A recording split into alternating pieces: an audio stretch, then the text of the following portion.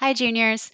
So the final task in the civil disobedience unit activity is a persuasive writing objective, where now you've looked at the foundations of civil disobedience and the different forms that it can take. You've looked at the philosophy, the guiding philosophy behind it through Henry David Thoreau, and you've also looked at a speech from the 1960s in the March on Washington from John Lewis that supported this idea that civil disruption, civil disobedience was sometimes necessary through protest.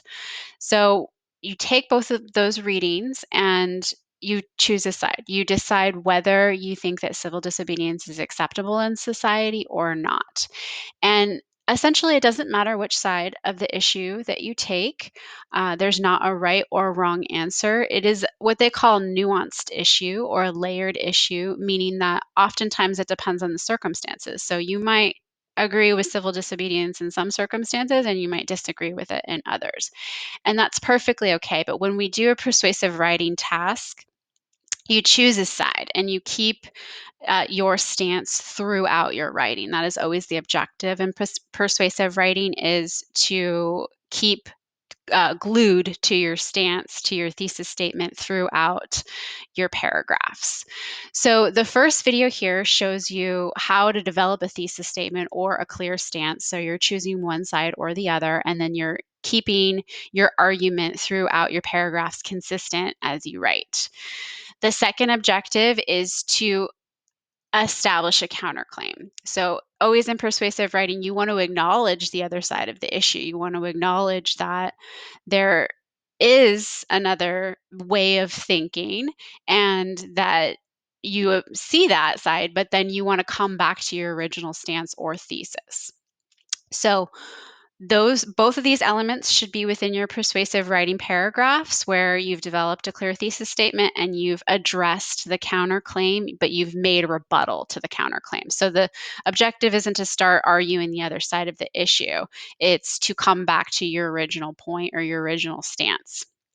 So you can follow this outline here.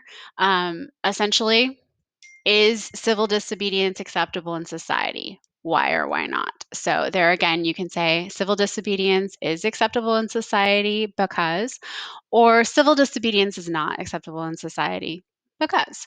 So, it's a simple 1 to 2 sentences where you have a clear point of view, you have a clear stance on the issue. The paragraph 1 should address the questions: to what degree should laws be either obeyed or broken in society? And so, again, this is a complicated issue, right?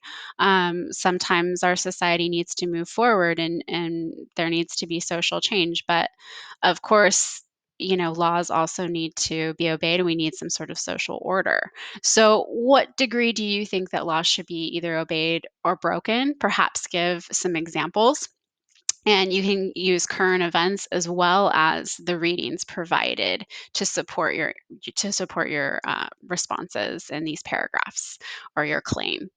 The second paragraph, so it could be, we're doing at least 2 paragraphs. You can write up to 3.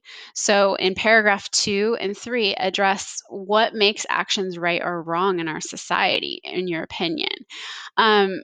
So for each of these paragraphs, please include either a citation, or a direct quote from Thoreau and Lewis. So I want one direct quote from Thoreau, one direct quote from Lewis, or a paraphrase from each. So you should have cited Thoreau and Lewis at least one time in your response, in your 2 to 3 paragraphs addressing your stance on civil disobedience. And again, include current events, relevant examples, laws, and circumstances where you see that civil disobedience is acceptable or is not acceptable, and then just remain consistent in your argument throughout your paragraphs. Thank you. Have a nice day.